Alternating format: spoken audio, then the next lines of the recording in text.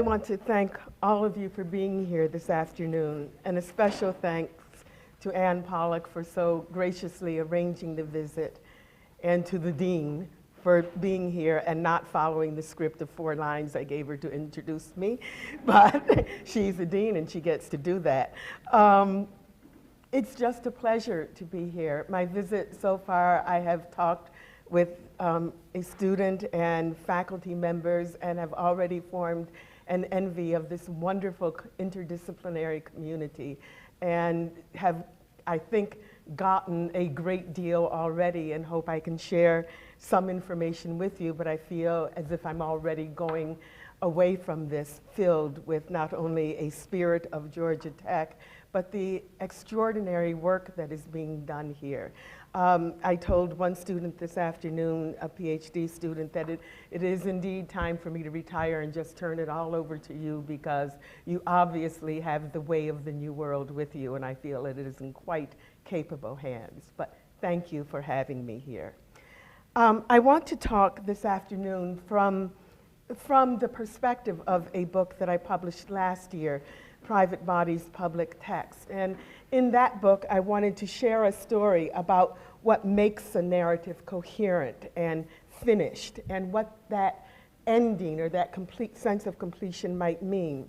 Why, if we try to get our stories from vignettes in the news or in medicine from a patient history, why we might be left with something slender and selective and stereotypical rather than the kinds of completed narrative that Dean Royster told you I was so interested in that comes from fiction.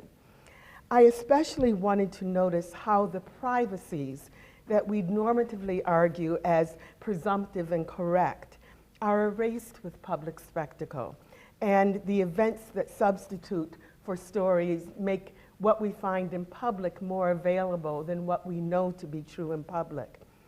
There's actually a wealth of public stories that would help me construct this argument. I told some of them in Private Bodies, Public Text. People in medical ethics and others know well the stories, if you watch Lifetime, which I do, know the stories of women like Terry Ann Schiavo, who became a national news moment regarding the conflict between her husband and her parents, physicians, the state, and even federal legislators and the public over her medically relevant, persistent vegetative state, and whether after 15 years her husband had the right, a right that was given to him in law, to make a decision about maintaining or not the medical care she was getting. I want to note here, Terry Ann Schiavo was a woman. And then there was the matter of difference and access that I wanted to cover. How easily some traumatic stories and moments become newsworthy. The loss of a child, or the anguish after a storm. The questions that emerge over which bodies are worthy of rescue and deserving of our grief, and which become display. Who is memorialized and who is spectacle? The last scene there is from the event just last week of the return of the bodies of the 4 people who worked with the State Department, including the ambassador of Libya. I was moved to tears over the solemnity and fine in an exquisite sense, the fine memorial at Andrews Air Force Base.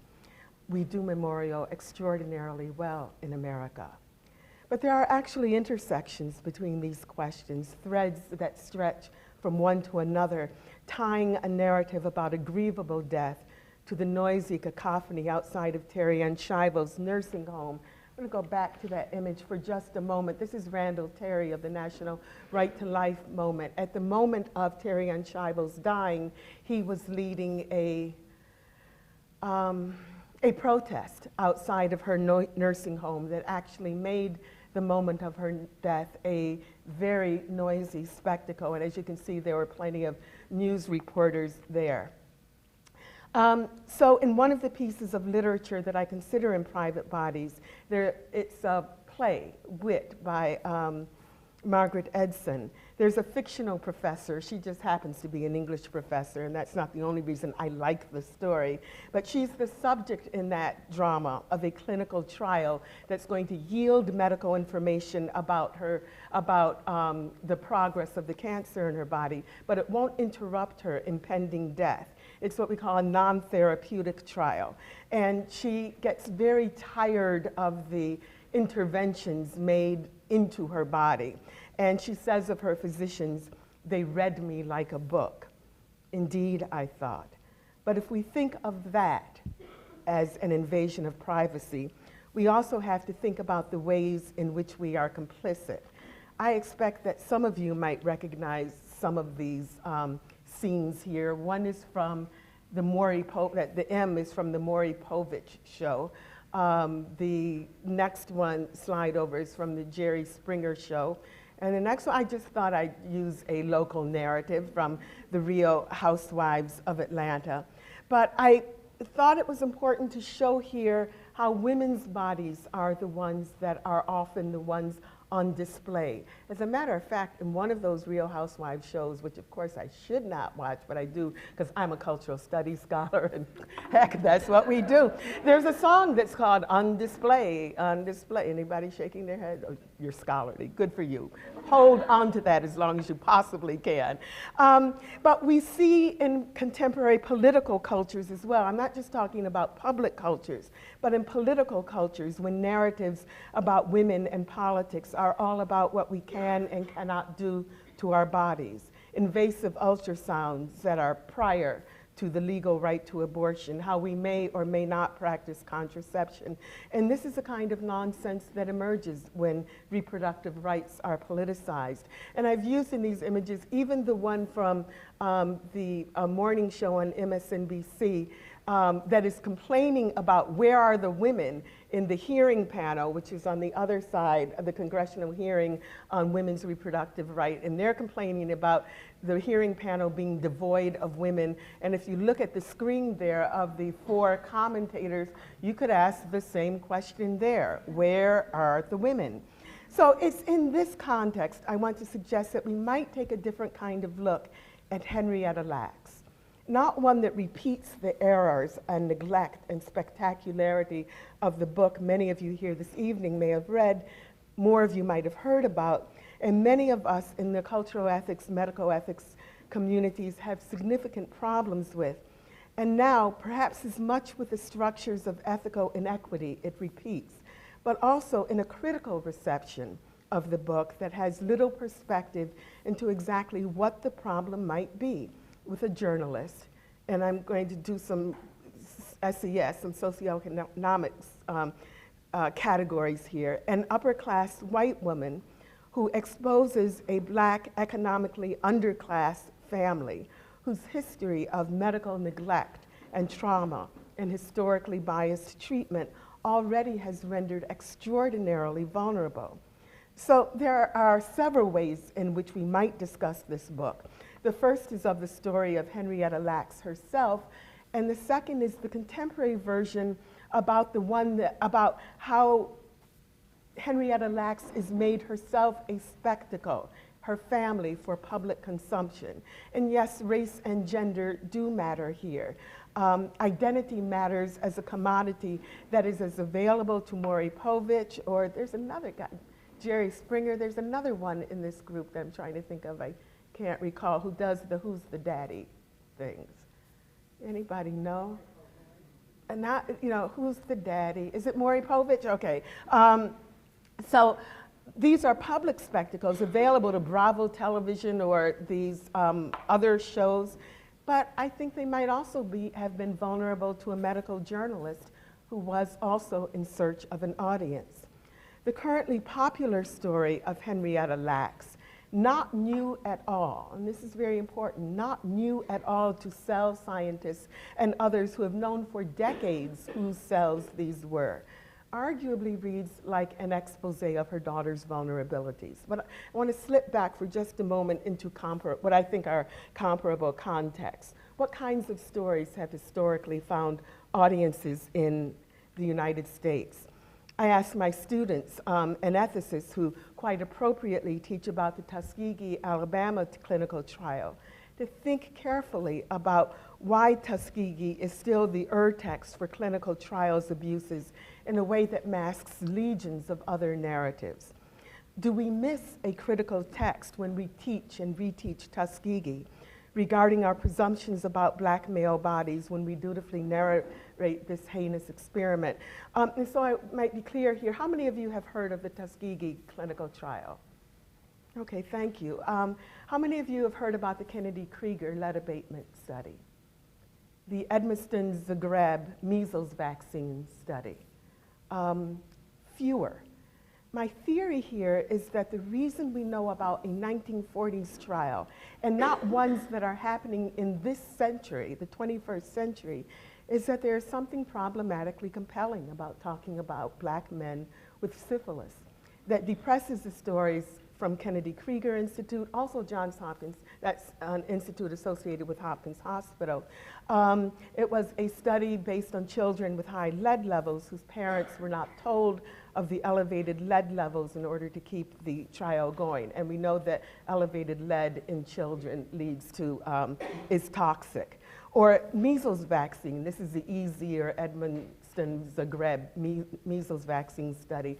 A measles vaccine that was given in Los Angeles to children in a predominantly black area and also in countries in Africa without their parents understanding that the vaccine was experimental. And this despite what they say in medicine. I'm just playing the doctor. I'm not, a medical doctor. I just hang out with them. But there is a standard of care doctrine that you never in a clinical trial give someone less than a standard of care. And since everyone in this audience has had an MMR, measles, mumps, and rubella vaccine, to give a child a vaccine that had not been tested as being viable is beneath the standard of care. Who were the children who got these vaccines? These kinds of stories are legion. We don't hear about them, but we do teach about Tuskegee.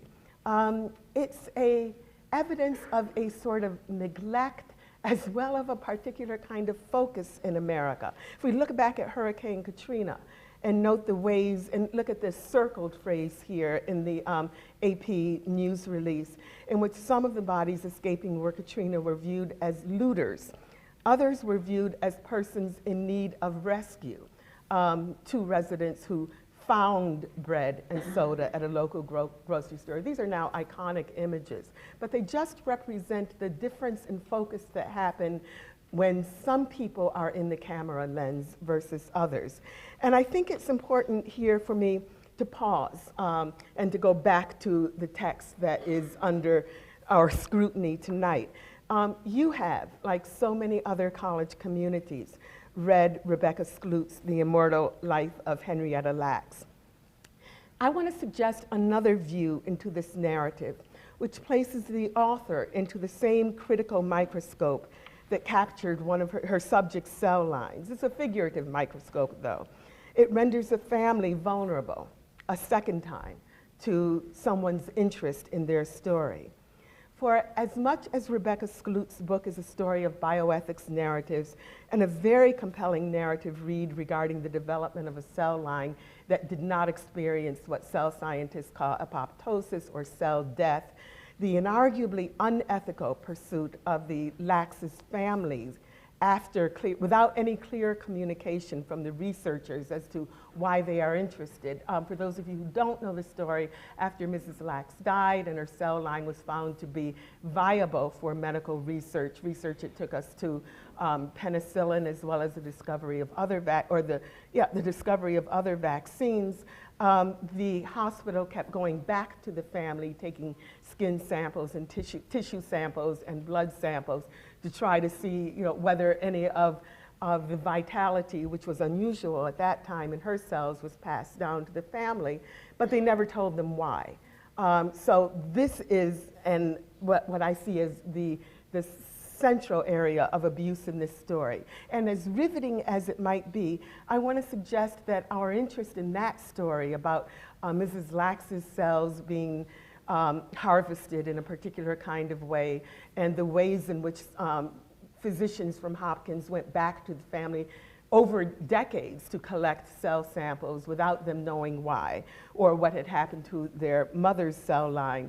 I think that there's another story, and this is and I think it's as riveting and should be as arresting to the moment, as critically interrogated as the questions that circulate around what we now call HeLa, or Henrietta Lakes' cells. And one that, frankly, if you've read this book, takes up much more of this book than the fairly straightforward explanation of what Mrs. Lakes' cell line did and did not accomplish. And I think if we look at that parallelism, I can only say that we got bamboozled with this book. I've just never used that word in a lecture before, so I think bamboozled is cool, or hijacked, or waylaid, and I think it's worth our acknowledging the irony of what has happened, because with each telling of the immortal life, the intimacy, the privacy of what's revealed is not as much about the cell line of Mrs. Lakes, but her private medical records that report what may have contributed to her disease, and more critically, the diminishing capacity of her daughter, who finally trusts a reporter to help her understand what has happened, and who turned her mother's life and the daughter's as well into an open narrative for public consumption, and that would be for us. And as I was writing this talk and working on it, I could only think of a possible comparison in terms of journalism, and it's a recent story that has emerged around with CNN here in Atlanta and the Libyan ambassador's death. And there was a journal, a diary, a journal that they found that he had written in, which they used for their news reporting. And some, and it would be me if I were posting publicly on this, matter of fact, I think I might have done a tweet about it at Prof. Holloway. But some question the ethics of using this material. CNN defends itself by saying they are journalists. They are interested, appropriately interested, in a news story. So there's a juxtaposition here of ethics which I think is worth our consideration. Now, I admit I'm on a rather difficult path here, not only because I have a very determined and focused critique of a very, very popular book.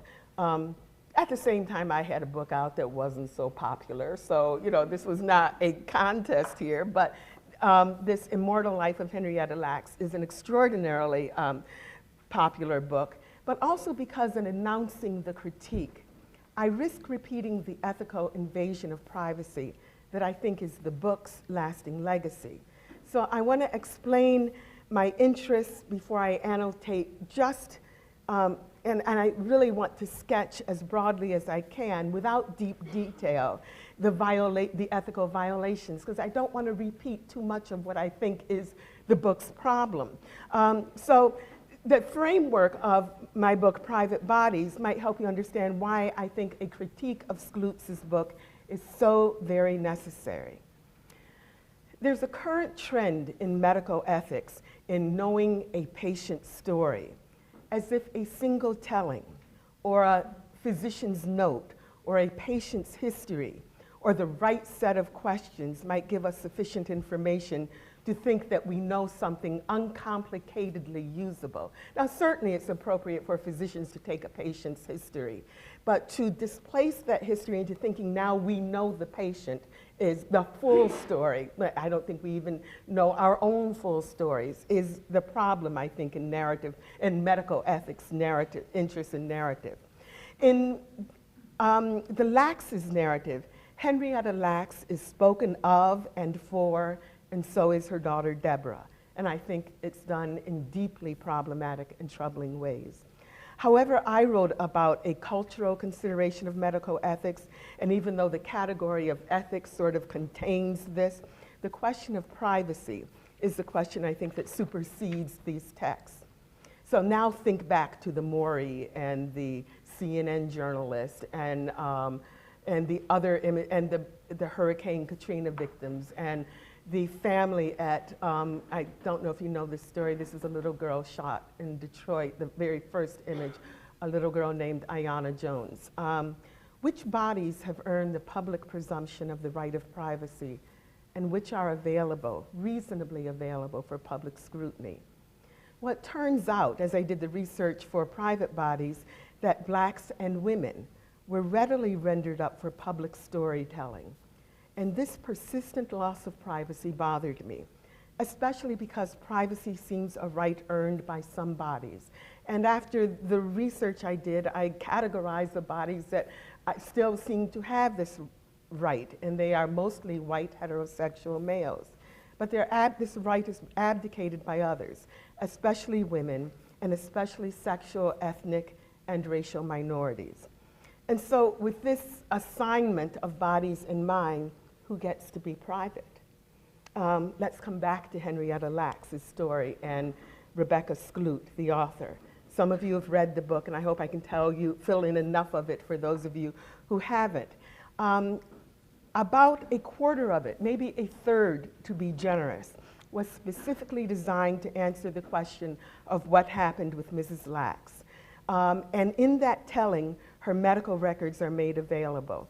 And we find out there's an indication in there that led to an antibiotic therapy that she had a venereal disease. There were reports in the book about her neurosyphilis, and at one time gonorrhea, diseases with a particular history of social stigma. So it's not just that she had hypertension. She had these particular, it was reported that she had these particularly sexually transmittable diseases. And those also carried over to a presumption about how she got the diseases, so her husband is implicated here. In other words, in the presumptive right to know the immortal life, and explaining to her daughter what had happened to her mother, this intimate medical information becomes a part of the public narrative. Why did readers need to know this? Why was it a part of the story? We're also participants in the other 2/3 of this book to the deeply intimate details of her daughter's meager understanding of what her mother's legacy means in ways that constantly underscore her difficulty to know the difference between her mother's living body and the tissue culture that was taken from a tumor. So it's important to know this is not just tissue culture from healthy skin, it was tissue culture taken from her tumor, which produced the medium to grow cells, to do cells for further medical research. And this is not this sort of misunderstanding of what is the body. There are parts in the book where we learn, is my mother still alive? Is she in the laboratory? Is she in the test tube? Where's my mother? So this is not just her daughter's error. In one lecture and discussion about the book, I was asked if Henrietta Lakes' spirit was still alive in her cells. There's a public lack of scientific knowledge that is pervasive and worrisome. For me, it translates, please vote in November, but that's another story. But in this book, the failure to understand the difference or the relationship between body, physical body, spirit, cellular material is represented as Deborah's failure of education and learnedness. And do remember, it is a representation. It's one side of the story, one telling about Deborah's and others in her family's misunderstanding may have been enough to reveal this misapprehension. But Deborah's scientific literacy, or her scientific illiteracy, becomes thematic in this story in ways that cause readers who cannot put down this book. Some of you might have copies of the books that say, I couldn't put it down, I couldn't stop reading, according to many reviews, that we end up developing a certain perception of Deborah Lakes and her persona, not Henrietta, but Deborah Lakes. How many ways must we understand this misunderstanding? What does it tell us? What narrative does it amplify? In my judgment, it reinforces the divide between the educated white reporter and the undereducated black beneficiary of the reporter's intervention. The focus on Henrietta Lakes' daughter is at the base of my own, and the rest of her family, is at the base of my own critique and concern of the way in which these revelatory and dramatic stories depend upon an interest that far exceeds what happened to Henrietta Lakes, but goes to the heart of how a black woman's body literally gets stripped as spectacle. Historically, in an event that I repeat in Private Bodies, Skloot's narrative is reminiscent of how J. Marion Sims, who was a physician in the 1800s, developed a medical instrument called the Sims speculum. Some of us in this room want to cross our legs when we hear that word, but it's an instrument that allows a physician to see inside the uterus of a woman. He actually used bent spoons to create it. In his autobiography, Marion Sims wrote, "I have seen things such as no man has ever seen before."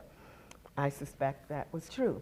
In another era, that was in the 1800s, in another era, in a case that I talk some about, the reminder might be the unveiling demanded by the lawyers for Alice Jones Rhinelander. So these are her lawyers who had their client strip before a New York court and a jury to prove by the public display of her unclothed body that her husband, Kip Rhinelander, had to know that she was a colored woman and could not have been tricked into marrying her. It's a 1924 case of fraudulent contract. So after Kip married Alice Jones Rhinelander, his father, who was extraordinarily wealthy, like Morgan, Rockefeller, Vanderbilt kind of money, said, "Are you sure you want to be married to her? Because that inheritance you were going to get doesn't have your name on it anymore." So then he decided, I didn't know she was a colored woman. But unfortunately, they had written these letters back and forth to each other before they were married about their tryst in the Hotel Roosevelt, I think it was, in New York City. And so it's an interesting turn. I don't know how many of you might think about it, but if you had to prove he knew so in other words, he had seen her naked. So you had to have known she was colored. So, a reasonable person could ask, well, couldn't you just show your arm or maybe a little bit of leg, or your face? Anybody know what they were looking for here?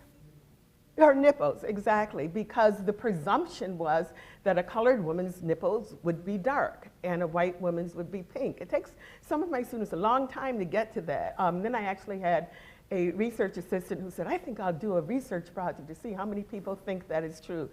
And this is coming off of some infamous cases at Duke. I said, please don't do a research project with my name on it about women's nipples. I just don't need it. But anyway, so there is a history here, and I want to ask, what's the substantive difference between Deborah Lakes, Anarcha, Alice Rhinelander, and the expose of the mental and physical deterioration which is described in great detail in Skloot's book?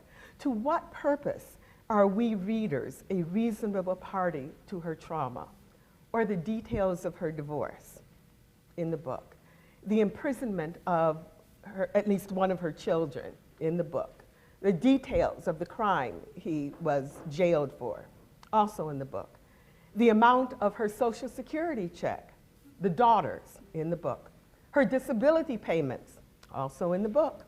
The long litany of details that you might start thinking of now were like excess in a book that claims to be about Henrietta Lakes, but in my judgment explores and exploits the life of her family in ways hauntingly familiar to the accusations that we so easily make about the Johns Hopkins physicians who frankly did to Mrs. Lakes the very same procedure, actually the researchers, not the physicians, medical researchers.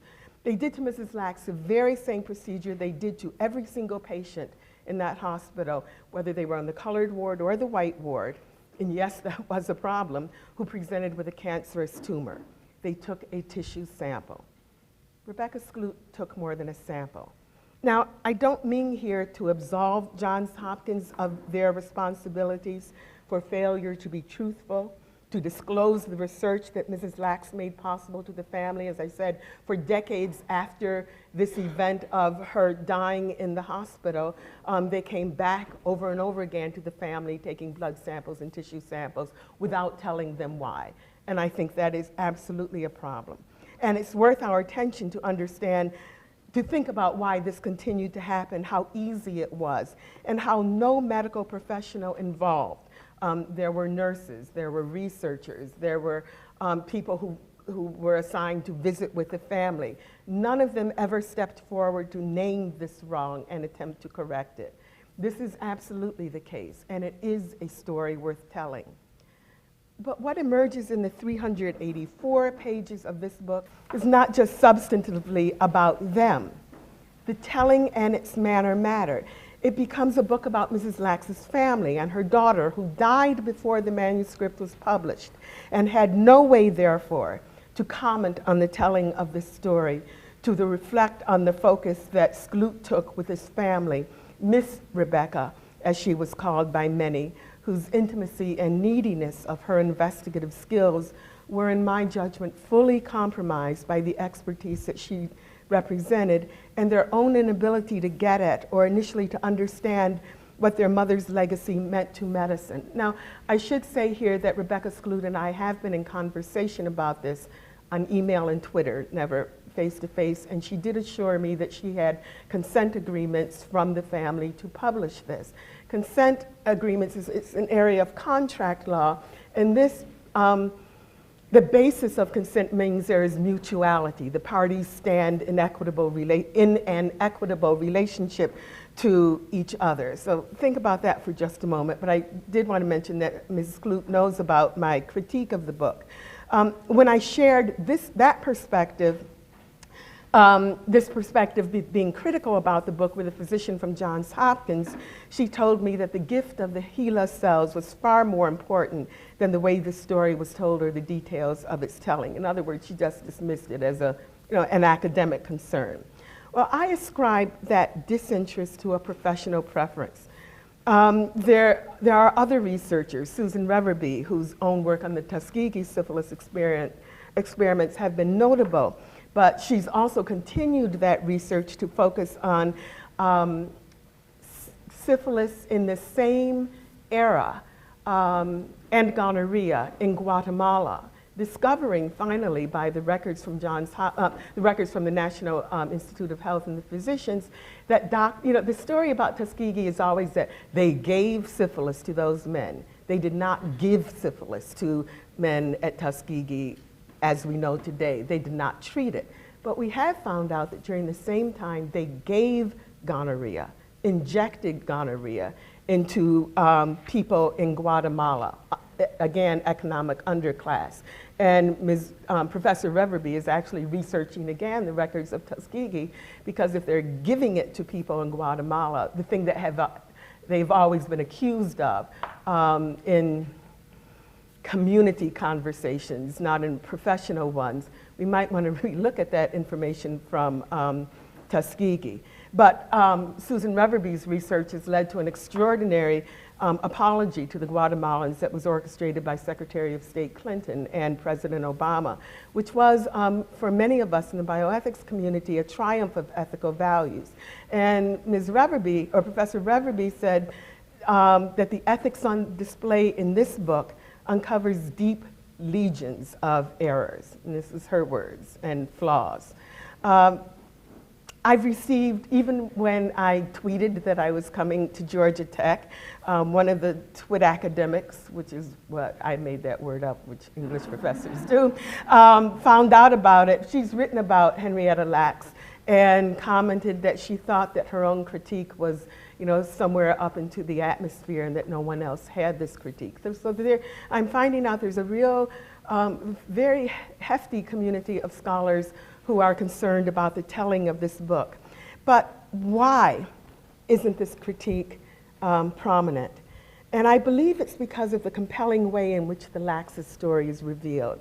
And this goes back to narrative and my interest in how a story is told. It is a fully rounded story, and we're riveted by stories. But sometimes we need to explore the genesis. It's almost as if the excuse of her daughters wanting to know, tell me what happened to my mother, who wouldn't respond to a cry for help like that? But it's almost as if that excuse opens the door without borders, boundaries, or frames for her telling.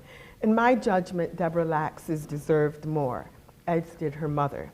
This 21st century version of public scrutiny, as if she had submitted herself willingly to the unrelenting eye and scripted editing of a reality show about basketball wives or housewives in New Jersey or elsewhere. that seems to be our ethical standard for determining our public interest. Will we watch it? Will we read it? Instead of a private person's consideration of scrutiny.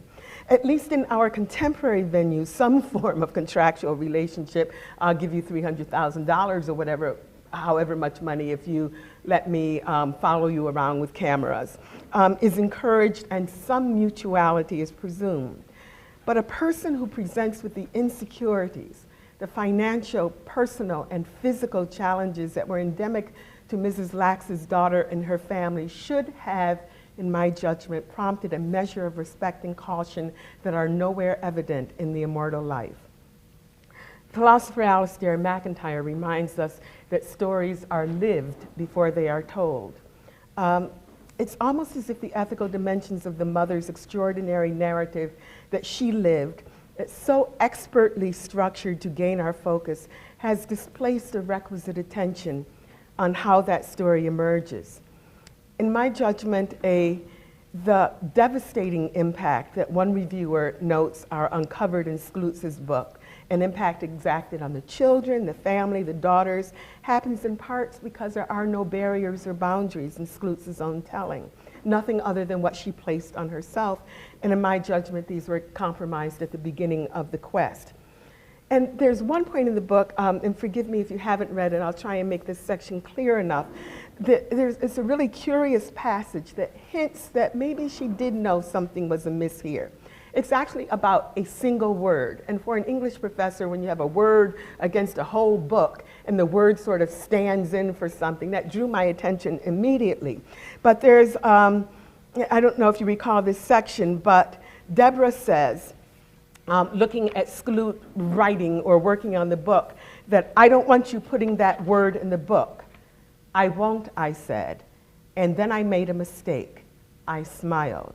This is Rebecca Skloot.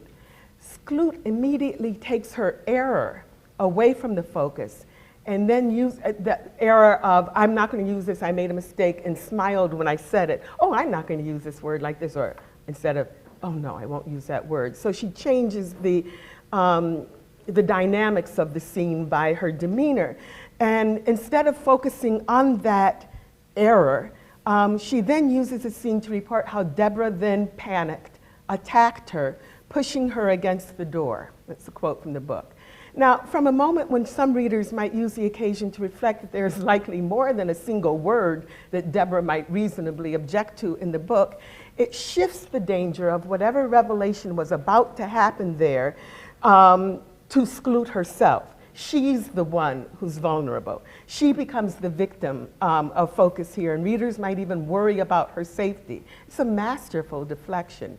She suggests she endured the hazards of research with a family as unstable as the one that she portrays. This unwritten word, in a more critical reading, might stand in for all the words written that we don't have to imagine as harmful or assisted in reconstructing a stereotype of some in the family's scientific illiteracy. It's a reader's opportunity to pause and wonder why Skloot, who has a story to tell, makes herself the victim of Deborah's physicality at the very moment when we might otherwise realize the family's vulnerable privacies that have been uncovered throughout the story.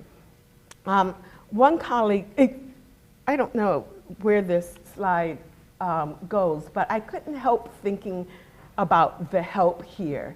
And I thought that this was, I understand the help is fiction. It's an imagination of, but it's if in the book, it's a good way, this one little passage is a way to remember that it is the writer's imagination of race that we are reading.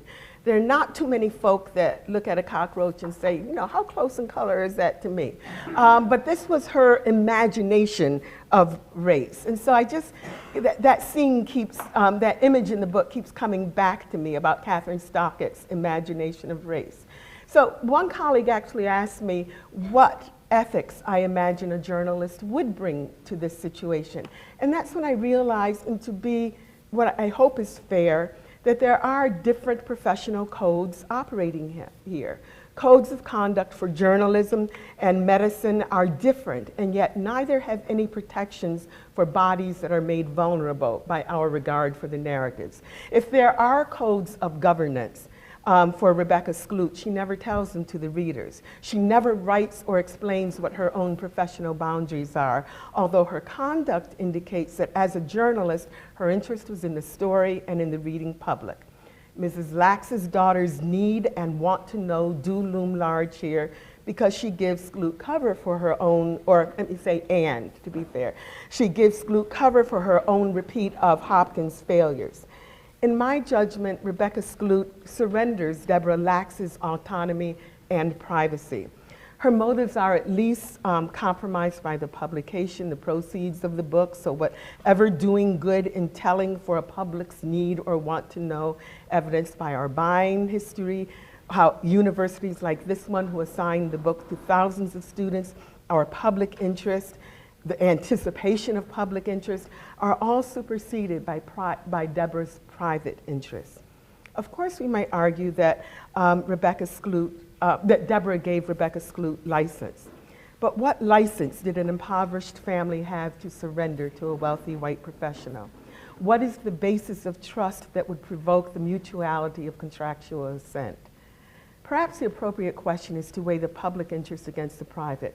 Our own version of the standard the courts have set in prioritizing the public benefit from research over private gain is actually illustrated in a case, it's called Moore v. the University of California Board of Regents. John Moore, a white male, could not benefit from the proceeds, the courts determined, from the proceeds that came from research that began with tissue samples from his cancerous spleen. The court's reasoning was that the public good of research is more important than the potential private person's gain. So had Henrietta Lax's case ever gone before the court, I imagine the same kind of ruling would happen because courts are known for projecting a public good over a private gain. So I don't expect that there would have been money in it from the millions, maybe billions of dollars that have been made from this tissue sample. And we do have precedent eventually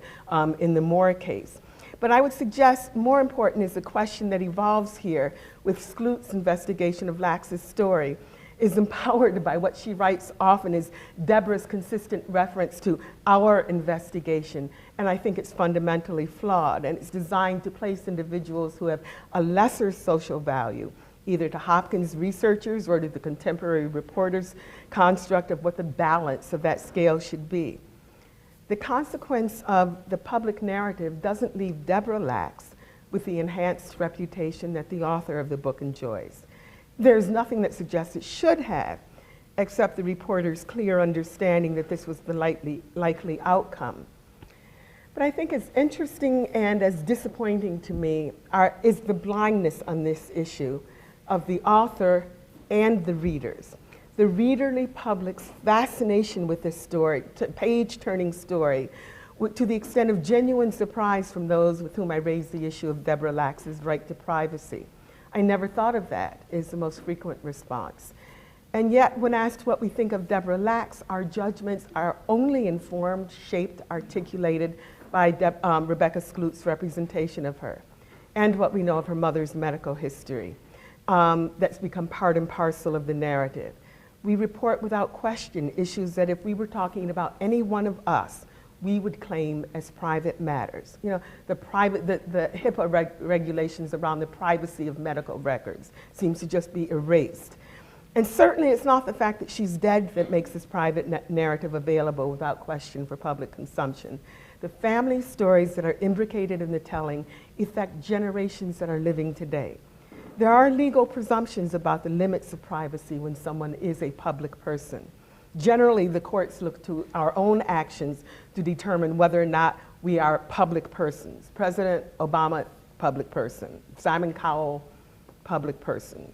Katie Couric, public. Certain members, no pun intended, of the British royal family, public persons. Henrietta Lacks never was, and some might reasonably claim never should have been.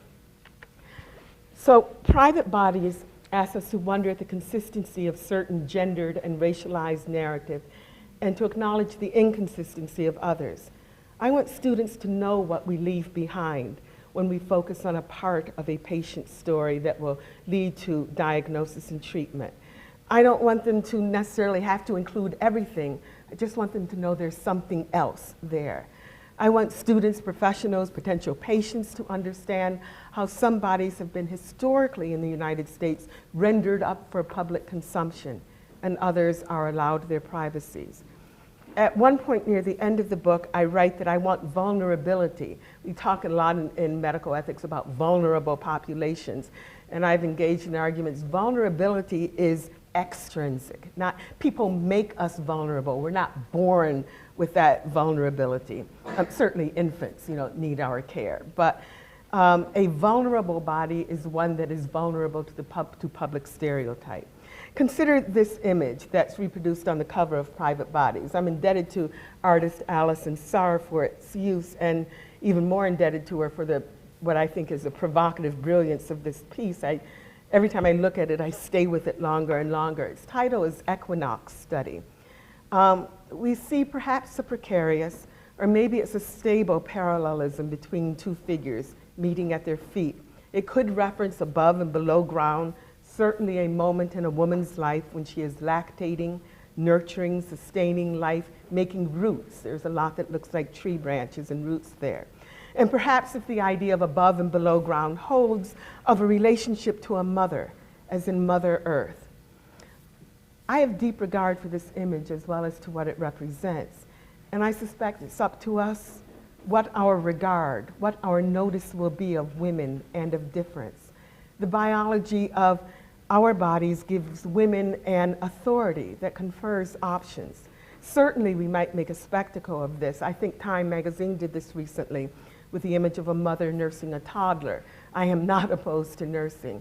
I am opposed to an identifiable child on the cover of a magazine who could not have consented, would not have the capacity to consent to that image. This is a problematic word, the privacies of negotiation, or phrase. Is this what Henrietta Lakes' family lost with the commodification of their mother's story? I do believe the legal question of Hopkins' use of her cellular tissue is now settled law. And as extraordinary as that legal decision is, it's not what invigorates the remaining narrative. That invigoration excludes utility of the narrative, our public utility of it, the family's need to negotiate a place in it. Even to the extent of some family members asked if they might, Rebecca Skloot set up a foundation from some of the proceeds of the book to provide medical care to the, those who did not have medical insurance. And some members of the family wondered whether they might apply to the foundation for their own medical care. I think it was dental care they needed. Whichever, these decisions are now negotiated in public, and if we read the book carefully as a story about how Henrietta Lakes' daughter becomes a vehicle for Rebecca Skloot's story, this image of equipoise. Equipoise is a slight shift in a clinical trials term that actually refers to the arms of a clinical trial if you're assigned to the placebo group or the therapeutic group. But it means equality of weight, distribution, balance, like an equinox. Whether the material that has public currency and circulation has that cachet because of stereotypes, availability and prioritization of some bodies over other bodies must also be a part of our reading of the text. Whether it's an image like this one, or one from the media, or one from history, doesn't matter. In my judgment, the juxtaposition of Rebecca Skloot and Henrietta Lakes tells the very story of privilege and privacy that I want to be a normative question in a public arena. And I hope we're able to engage those questions and the complexities. I hope we read beneath the lines, or at least within the lines, of something like a study of equinox. Thanks very much.